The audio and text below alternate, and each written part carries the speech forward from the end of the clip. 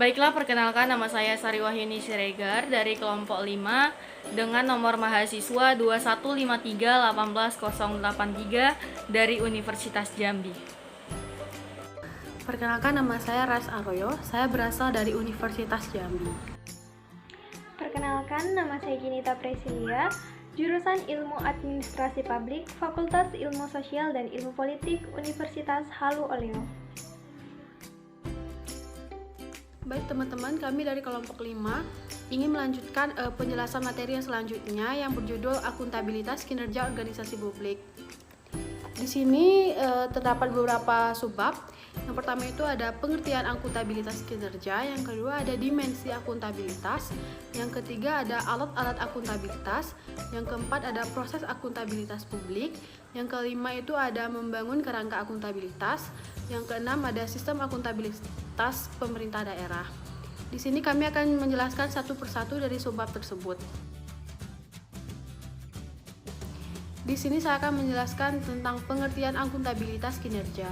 Jadi, akuntabilitas kinerja itu adalah bentuk kewajiban pertanggungjawaban seseorang, pimpinan, pejabat atau pelaksana atau suatu organisasi kepada pihak yang memiliki hak atau kewenangan untuk meminta keterangan terkait kinerja atau tindakan dalam menjalankan misi atau tujuan organisasi dalam bentuk laporan yang telah ditetapkan secara periodik. Selanjutnya itu ada dimensi akuntabilitas. Jadi awal ini menjelaskan terdapat 4 dimensi akuntabilitas yang harus dipenuhi oleh organisasi sektor publik, yaitu yang pertama akuntabilitas kejujuran dan akuntabilitas hukum. Jadi di sini akuntabilitas kejujuran itu terkait dengan penghindaraan penyalahgunaan jabatan, sedangkan akuntabilitas hukum terkait dengan jaminan adanya kepatuhan terhadap hukum dan peraturan lain yang disyaratkan dalam penggunaan sumber daya publik. Yang kedua itu ada akuntabilitas proses.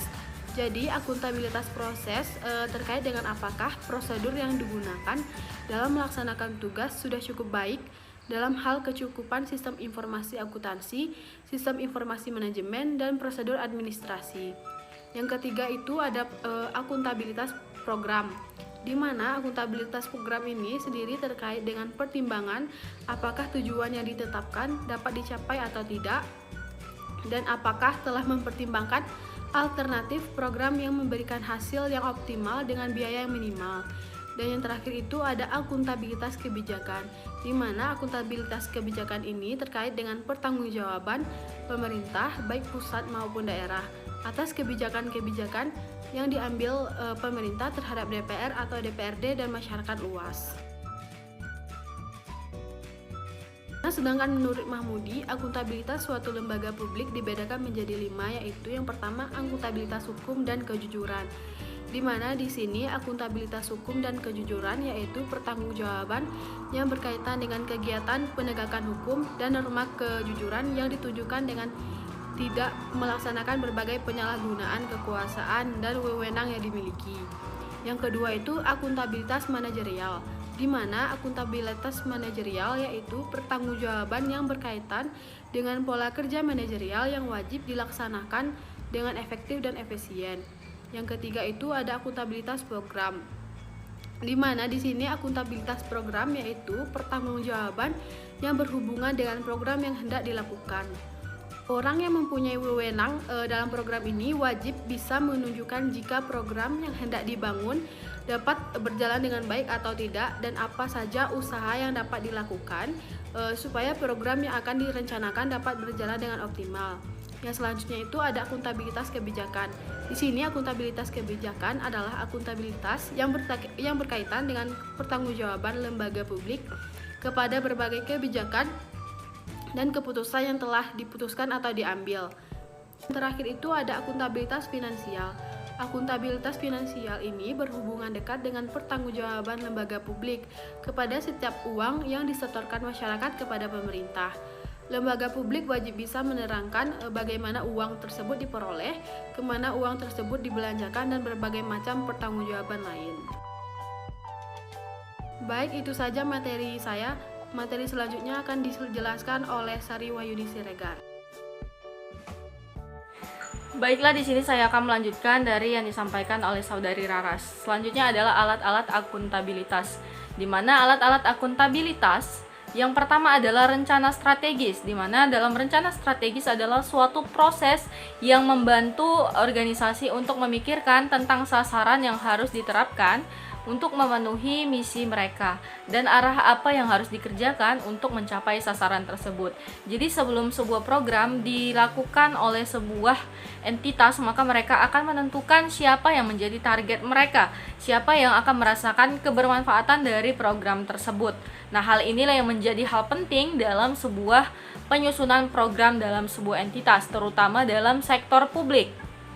Karena memang harus benar-benar program tersebut bermanfaat bagi masyarakat.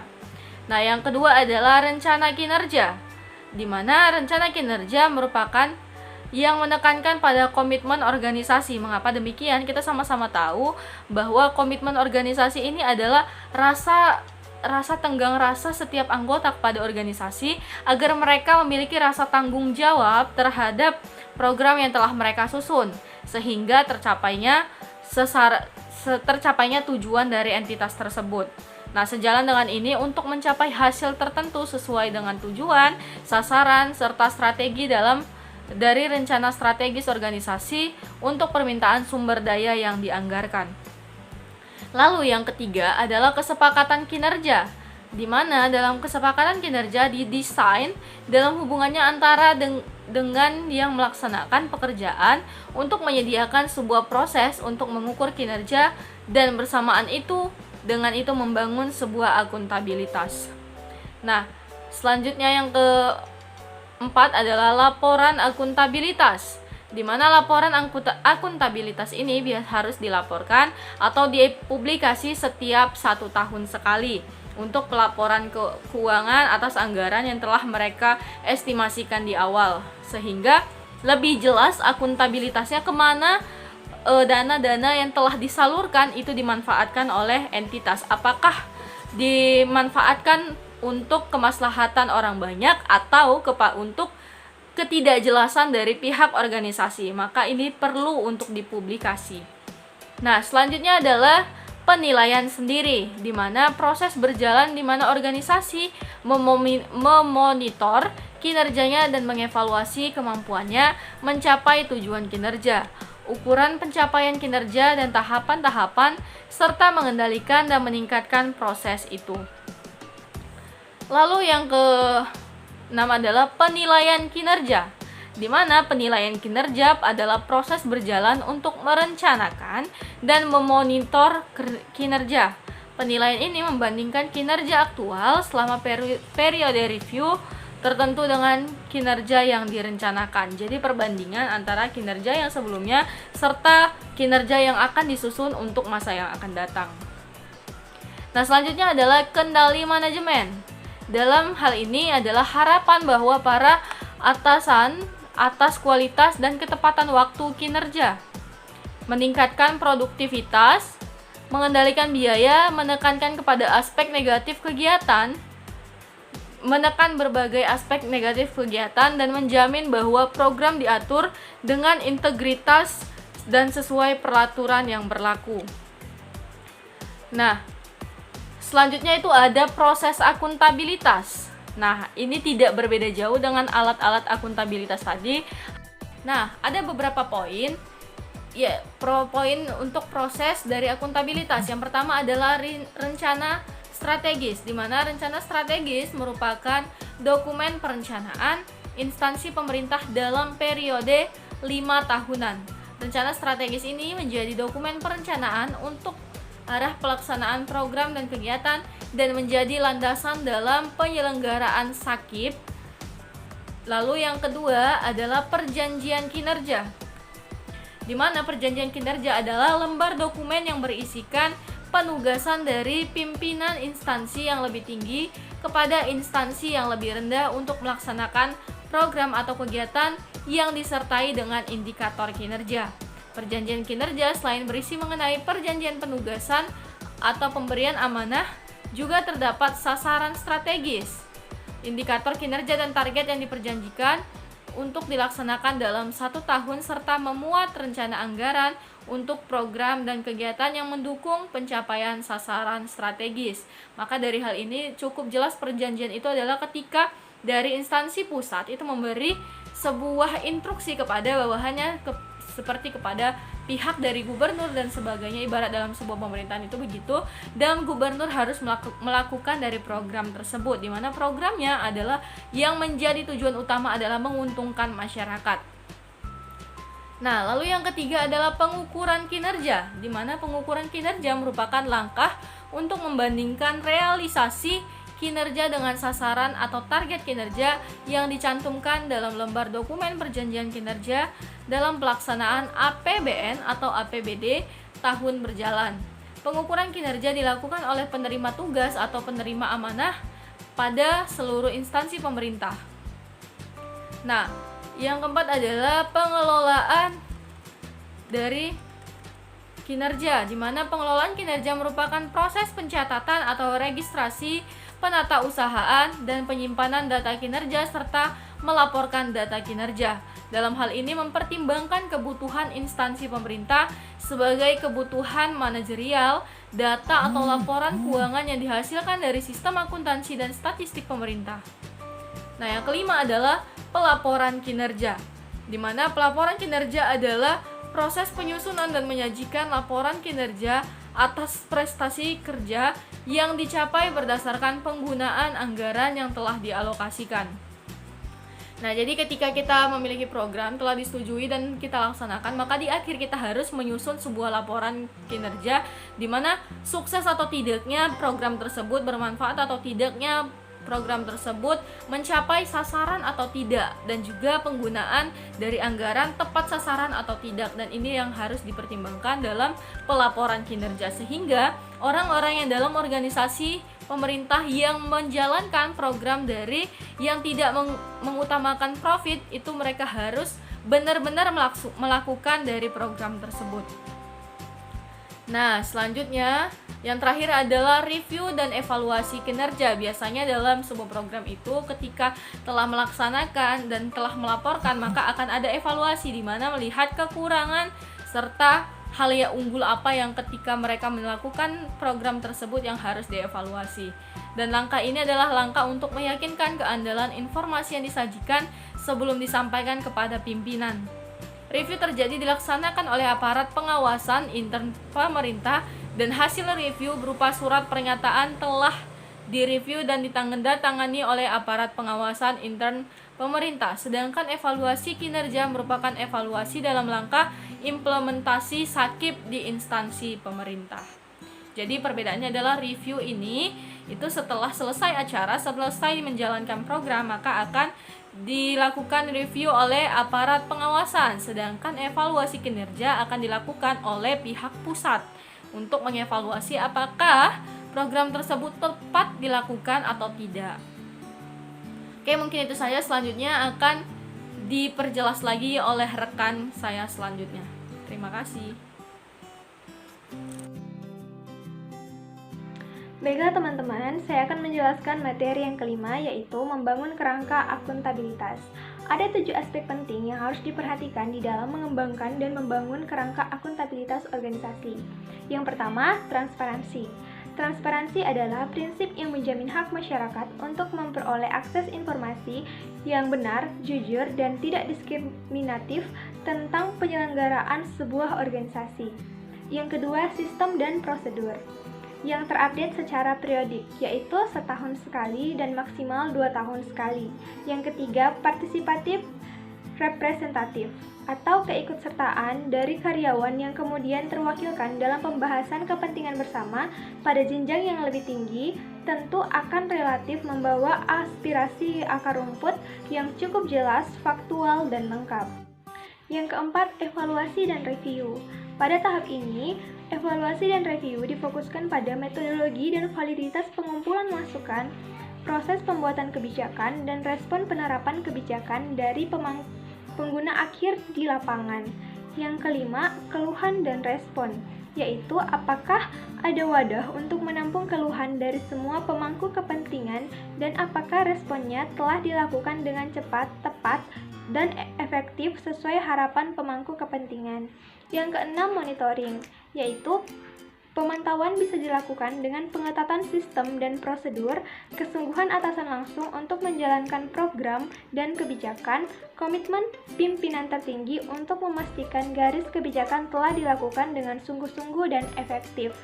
Yang ketujuh, kebijakan futuristik, yaitu apakah program-program dan kebijakan itu mengacu pada kepentingan jangka panjang untuk kemaslahatan semua pemangku kepentingan sesuai tren dan tuntutan industri, organisasi, atau industri sejenis. Berikut ini adalah contoh kerangka acuan penilaian akuntabilitas penanggung jawab program dan pelayanan pada Puskesmas Karangdoro, yang terdiri dari pertama, pendahuluan, kedua, latar belakang, ketiga, tujuan. Tujuan ini meliputi tujuan umum dan tujuan khusus. Tujuan umum adalah apakah pelayanan tercapai dan tidak menyimpang dari visi, misi, tujuan kebijakan puskesmas maupun strategi pelayanan. Yang kedua, tujuan khusus. Tujuan khusus ini untuk mengetahui kinerja penanggung jawab program dan pelayanan. Kedua, mengetahui hasil penilaian kinerja program dan pelayanan selama 1 tahun. Ketiga, mendapatkan data hasil kinerja penanggung jawab program dan pelayanan. Poin yang keempat yaitu kegiatan pokok dan rincian kegiatan. Kegiatan pokok terdiri dari 5 langkah. Yang pertama, menyiapkan instrumen. Kedua, melakukan pengamatan dan pengawasan langsung. Ketiga, mencatat hasil pengamatan dan pengawasan. Keempat, melakukan evaluasi. Kelima, membuat rencana tindak lanjut. Berikutnya rincian kegiatan. Yang pertama, menyusun form pencatatan hasil pengamatan dan pengawasan. Kedua, melakukan pengamatan dan pengawasan langsung. Ketiga, mencatat hasil pengamatan dan pengawasan. Keempat, melakukan evaluasi. Kelima, membuat rencana tindak lanjut. Poin yang kelima yaitu cara melaksanakan kegiatan. Cara atau metode yang dilakukan yaitu Kepala Puskesmas dibantu 4 orang tim yang terdiri dari pertama, 1 orang tata usaha bertugas menyiapkan data petugas yang menjadi sasaran. Kedua, 1 orang pengelola data untuk menyiapkan data kinerja.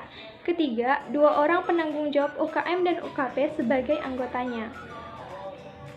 Yang keenam, sasaran penilaian. Sasaran penilaian akuntabilitas adalah penanggung jawab program dan penanggung jawab pelayanan. Yang ketujuh, jadwal pelaksanaan penilaian. Penilaian akuntabilitas penanggung jawab program dan pelayanan dilaksanakan 1 tahun 1 kali, yaitu pada bulan Desember. Yang kedelapan, evaluasi pelaksanaan kegiatan dan pelaporan. Evaluasi pelaksanaan kegiatan dilakukan setelah dilakukan analisa dan data hasil capaian kinerja program dan pelayanan dan analisa kinerja penanggung jawab program dan pelayanan oleh Kepala Puskesmas bersama tim. Sedangkan pelaporan dibuat untuk dokumen admin Puskesmas Karangdoro. Yang kesembilan, pencatatan, pelaporan, dan evaluasi kegiatan. Ini terdiri dari 3 poin. Poin yang pertama yaitu dokumentasi atau pencatatan kegiatan penilaian akuntabilitas. Yang kedua, pelaporan hasil penilaian akuntabilitas penanggung jawab program dan pelayanan. Yang ketiga, evaluasi kegiatan penilaian akuntabilitas penanggung jawab program dan pelayanan. Dan yang terakhir yaitu penutup. Demikianlah kerangka acuan penilaian akuntabilitas penanggung jawab program dan pelayanan pada Puskesmas Karangdoro. Materi yang keenam atau materi yang terakhir adalah sistem akuntabilitas pemerintah daerah. Menurut Wahyudi 2011, sistem akuntabilitas instansi pemerintah atau SAKIP adalah rangkaian proses yang sistematis dari berbagai komponen, alat, dan prosedur yang dirancang untuk mencapai tujuan manajemen kinerja, yaitu perencanaan, penetapan kinerja dan pengukuran, pengumpulan data, pengklasifikasian, pengiktisaran, dan pelaporan kinerja pada instansi pemerintah dalam rangka pertanggungjawaban dan peningkatan kinerja instansi pemerintah. Semakin meningkatnya tuntutan masyarakat terhadap penyelenggaraan pemerintahan yang baik dan bersih atau good governance dan clean governance telah mendorong pengembangan dan penerapan sistem pertanggungjawaban yang jelas, tepat, teratur, dan efektif yang dikenal dengan sistem akuntabilitas kinerja instansi pemerintah atau yang disingkat SAKIP. Penerapan sistem tersebut bertujuan agar penyelenggaraan pemerintahan dan pembangunan dapat berlangsung secara berdaya guna, berhasil guna, bertanggung jawab, dan bebas dari praktik-praktik korupsi, kolusi, dan nepotisme. Sistem akuntabilitas kinerja instansi pemerintah tertuang dalam Peraturan Presiden Nomor 29 Tahun 2014 tentang Sistem Akuntabilitas Kinerja Instansi Pemerintah, yang mana di dalamnya menyebutkan SAKIP merupakan rangkaian sistematik dari berbagai aktivitas, alat, dan prosedur yang dirancang untuk tujuan penetapan dan pengukuran, pengumpulan data, pengklasifikasian, pengiktisaran, dan pelaporan kinerja pada instansi pemerintah dalam rangka pertanggungjawaban dan peningkatan kinerja instansi pemerintah. Tujuan sistem akuntabilitas kinerja instansi pemerintah adalah untuk mendorong terciptanya akuntabilitas kinerja instansi pemerintah sebagai salah satu prasyarat untuk terciptanya pemerintahan yang baik dan terpercaya. Sedangkan sasaran dan sistem akuntabilitas kinerja instansi pemerintah adalah yang pertama, menjadikan instansi pemerintah yang akuntabel sehingga dapat berprofesi secara efisien, efektif, dan responsif terhadap aspirasi masyarakat dan lingkungannya. Yang kedua, terwujudnya transparansi instansi pemerintah. Yang ketiga, terwujudnya partisipasi masyarakat dalam pelaksanaan pembangunan nasional. Yang terakhir, terpeliharanya kepercayaan masyarakat kepada pemerintah. Berikutnya, tahapan pelaksanaan akuntabilitas kinerja. Tahapan yang harus dilalui unit organisasi dalam mengimplementasikan akuntabilitas kinerja yaitu sebagai berikut. Yang pertama, menyusun perencanaan jangka menengah atau rencana strategis, yaitu menetapkan visi, misi, tujuan, sasaran, dan indikator kinerja serta target yang ingin dicapai dalam jangka menengah. Yang kedua, menyusun perencanaan kinerja tahunan, yaitu menjabarkan rencana jangka menengah dengan menetapkan hasil-hasil yang ingin dicapai serta program dan kegiatan yang akan dilaksanakan dalam 1 tahun beserta indikator kinerja dan targetnya. Yang ketiga, membuat penetapan kinerja dengan atasan, yaitu menandatangani komitmen dengan atasan mengenai kinerja yang akan diwujudkan dalam 1 tahun mendatang melalui penerapan target kinerja. Yang keempat, melaksanakan rencana, yaitu melaksanakan program atau kegiatan yang telah direncanakan. Yang kelima, mengukur pencapaian rencana, yaitu mengukur realisasi dari target-target yang telah ditetapkan serta melakukan evaluasi dalam analisis mengenai keberhasilan dan kegagalan pencapaian target. Yang keenam, melaporkan pencapaian, yaitu membuat laporan akuntabilitas kinerja yang memberikan informasi mengenai keberhasilan maupun kegagalan dalam mencapai target. Baiklah, berikutnya manfaat sistem akuntabilitas kinerja instansi pemerintah. Menurut Andika Ardiansyah 2010, manfaat sistem akuntabilitas kinerja instansi pemerintah yaitu sebagai berikut. Yang pertama, mempertajam penetapan prioritas program-program pembangunan nasional dan daerah. Kedua, meminimalisasi duplikasi pembiayaan kegiatan rutin dan pembangunan sekaligus dapat meningkatkan kinerja secara terukur dan berkelanjutan. Yang ketiga, tersedianya mekanisme pencatatan pemanfaatan sumber daya nasional dalam pelaksanaan seluruh program dan kegiatan nasional dan daerah secara lebih akurat.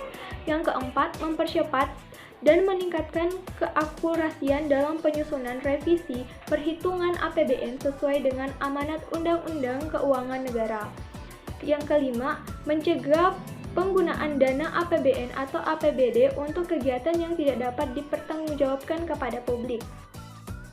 Yang keenam, tersedianya sarana dan metode kerja baru dalam pengendalian sistem manajemen atau built-in control system yang lebih handal. Yang tujuh atau yang terakhir, dapat mengurangi jenis dan jumlah laporan yang harus disiapkan oleh pejabat di setiap instansi pemerintah sehingga waktu kerja pimpinan dapat difokuskan untuk peningkatan kinerja instansi sesuai dengan harapan masyarakat.